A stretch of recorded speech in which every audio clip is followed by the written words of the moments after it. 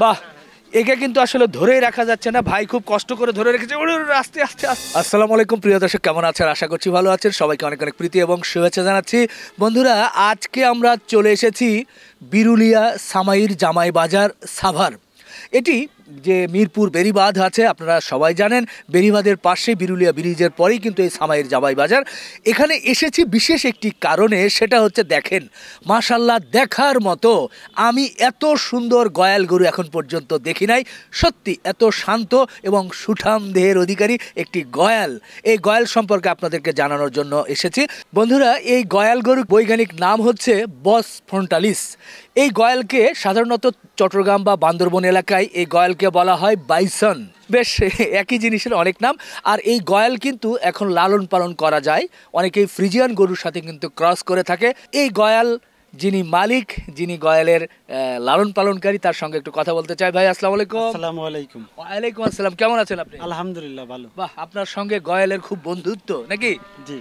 সাধারণত দেখা যায় যে গয়াল এগুলো কিন্তু বন্য প্রাণী বা বনে মূলত এগুলো ছেড়ে লালন পালন করা হয়। ইদানিং বেশ কয়েক বছর যাবত কিন্তু এখন গৃহপালিত পশু হিসাবে এটা স্বীকৃতিপ্রাপ্ত। এটা কিন্তু প্রাণী সম্পদ থেকেই বলা আছে যে এটা গৃহে লালন পালন করতে পারবে। আপনার কাছে একটু জানতেই চাচ্ছি, এই গয়াল মূলত আপনি কোথা থেকে নিয়ে এলেন বা কিভাবে সংগ্রহ করলেন? এটা আনা ছিল অনেক আগেই বান্দরবন থেকে। আচ্ছা। তো ওইখান থেকে ছোট বাচ্চা আনা হয়েছিল, এখন হলো বড় হয়ে এই অবস্থা। আচ্ছা, তারপরেও কত বছর হচ্ছে মোটামুটি? প্রায় 4 বছর। আচ্ছা, এখন এর বয়স কত? এইটার বয়স, এটার মা বাপ কিনা ছিল। এইটা হলো ঘরের বাচ্চা। এটা আপনার ঘরের বাচ্চা? জি জি, এটা হলো ঘরের বাচ্চা, মা বাপ বিক্রি করে ফেলাইছে। আচ্ছা। এটা হলো ঘরের বাচ্চা, ওইটাও ঘরের বাচ্চা। আচ্ছা, এটা কয় দাঁত? এটা হলো 6 দাঁত। 6 দাঁত। আচ্ছা, এ কি খায় মূলত এখন? এটা সবই খায়, ঘাস লতা পাতা, হ্যাঁ। খড় ভুসি সবই খাওয়া হয়। সবই খায়? জি। আপনি লালন পালন করছেন 4 বছর যাবত। জি।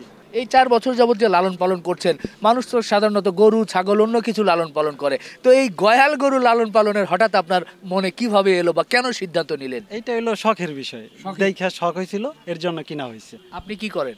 আমি মূলত আমার ব্যবসা আছে। কি ব্যবসা? আমার এই যে মুরগির দোকান আছে, আচ্ছা। হোটেল আছে। তো মুরগি লালন পালন করতেন, গয়াল কেন? এটা শখের বিষয়, শখ। জি না, সেটাই আসলে এক একজনের শখ তো এক এক রকম। যদিও মুরগি বিক্রি করেন, কিন্তু শখ হচ্ছে গয়াল লালন পালন করবেন। তো এটা একটা বড়, এরপরে দুটো দেখছি, ওই দুটো কেন আবার? ওই দুইটাও, এইটার মা বাপ আলাদা, ওইটার মা বাপ আলাদা। আলাদা? ওগুলো আগে বিক্রি করে ফেলানো হয়েছে। হ্যাঁ। এখন ওইটা মানে এটার ভাই বোন, খালতো ভাই বোন, এরকম। খালা তো ভাই বোন, বাহ! তাহলে বলাই যায় যে বংশমর্যাদার সম্পন্ন গয়াল। এর একটা বংশের কিন্তু পরিচয় আছে দর্শক, কারণ উনি বলছে খালা তো ভাই বোন। মজাই লাগছে। তো গয়ালটাকে আমরা একটু হেঁটে হেঁটে সামনে নিয়ে যাই, একটু সবাইকে একটু দেখাই গয়াল দেখে সাধারণ মানুষ কি বলে এবং তাদের কাছে কেমন লাগে আমরা একটু দেখাতেই চাই। কাকা, কেমন লাগতেছে গয়াল? হ্যাঁ, খুব ভালো। এরকম দেখেছিলেন এর আগে কখনো? না, দেখে ভয় লাগছে না? ভয় লাগছে, অমনে ঠান্ডা। ঠান্ডা না? বাহ, লম্বা লম্বা শিং। কেমন লাগছে ভাই আপনাদের? ভালো লাগছে। আপনারা কি এই এলাকার নাকি? না, আমরা মানে এটা দেখে থেমে গেলেন? হ্যাঁ। এর আগে দেখেছিলেন? না, এর আগে দেখি। আচ্ছা ভাই, দেখিনি আর। দেখে নাই? গরুর মতই তো নাকি? জি। ভয় পান নাকি? না না, ভয় পাবো কেন? হ্যাঁ, ভয় পান না? না, ভয় পাই না। সামনে গেলে ভয় লাগে, কিন্তু পিছনে ভয় লাগে না। তাহলে আচ্ছা। স্বাদ না খুব। ভাইয়ের কাছে কেমন লাগে আপনাদের? না, অনেক ভালো। ভালো থাকি, খুব ভালো লাগছে যে সবার কাছে ভালো লাগছে, কারণ গয়াল তো সচরাচর দেখা যায় না। তো এই গয়ালটা দেখলাম, বাহ, একে কিন্তু আসলে ধরেই রাখা যাচ্ছে না, ভাই খুব কষ্ট করে ধরে রেখেছে। আস্তে আস্তে আস্তে আস্তে যাই হোক, শেষ পর্যন্ত মোটামুটি মনে হয় ধরে ফেলেছে। ভালোই লাগছে এটাকে দেখার জন্য। আমরা ছোট্ট করে আর দুই একটি কথা বলতেই চাই, কিন্তু না, এরে তো আসলে আটকানো খুব মুশকিল হয়ে যাচ্ছে। ভাইয়া, এই যে গয়াল, এটা একটা বড় আছে, পেছনে দুটো আছে, এই গয়ালটা কি এখন কি আপনি কি বিক্রি করতে চাচ্ছেন? জি, বিক্রি করতে চাচ্ছি। আচ্ছা, কেমন দামে বা কিভাবে বিক্রি করতে চান? আমি তো চাচ্ছি যে পুরা ফ্যামিলিটা একজনের দিতে। আচ্ছা, এই ষাঁড় বড় গয়াল, জি। তারপরে ওটা হলো 5.5 মাসের প্রেগনেন্ট আছে, প্লাস বাচ্চার সাথে। বাচ্চা আছে? জি জি। আচ্ছা, বাচ্চার বয়স কয় মাস? ওটা 9 মাস। 9 মাস। ওটা কি ষাঁড় বাচ্চা না বকনা বাচ্চা? বকনা বাচ্চা। আচ্ছা, যাই, প্যাকেজ কিভাবে পুরো তিনটা? প্যাকেজ চাচ্ছি হলো, চাওয়া দাম 5,20,000। 5,20,000? 20,000। জি। আলাপ আলোচনা করার সুযোগ আছে? জি অবশ্যই। নাকি আর একটু কমিয়ে দিবেন ভাই? আলাপ আলোচনা করলেই বেশি ভালো হয়। তারপরে একদম হ্যাঁ। 4,80,000। একদম 4,80,000? জি। আচ্ছা আচ্ছা, জি জি, আপনাকে অসংখ্য ধন্যবাদ। দর্শক দেখেন, এরই মধ্যেই অনেক লোকজন কিন্তু এই গয়ালকে দেখছে।